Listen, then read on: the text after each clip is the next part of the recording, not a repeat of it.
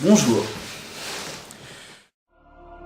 Je fais une sorte de bande-annonce sur le dieu errant de la Grèce antique, mi-homme, mi-dieu d'ailleurs, Dionysos. Dans la culture romaine, on l'appelait aussi Bacchus, ou dans la culture celte, il s'appelait Vithyris. Cette divinité de la Grèce antique pour qui j'ai beaucoup d'admiration, dû à ma passion du cinéma, vu que d'après la légende, c'est lui qui a amené l'ancêtre du cinéma, c'est-à-dire le théâtre, aux humains. Aussi pour certains autres, c'est le gardien de nos chères vignes du vin qui pour certains poètes représente l'inspiration. Et d'un point de vue plus symbolique, c'est aussi le gardien du plan astral. Enfin, je vous détaillerai tout ça, je vais vous faire une vidéo détaillée sur cette divinité qui, malheureusement, bien qu'elle soit très importante, est souvent méconnue, alors que beaucoup d'auteurs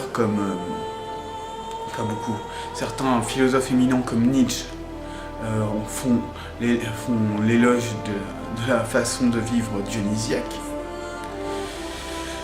Donc voilà, je vous fais cette annonce en espérant que ce sujet vous plaira et que vous serez nombreux à vouloir découvrir des informations sur le grand maître du théâtre, ma passion chérie.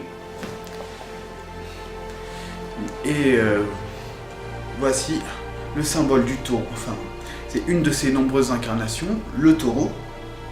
Enfin, c'est l'animal qui lui est associé, avec le bouc bien sûr.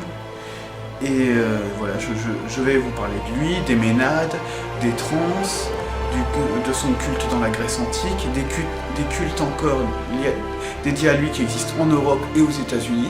Ça c'est très méconnu aussi.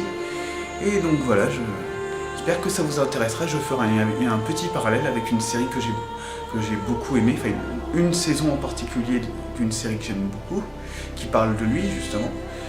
Et j'essaierai de faire une analyse sympa et de glisser quelques blagues aussi. On verra. Ce sera total impro.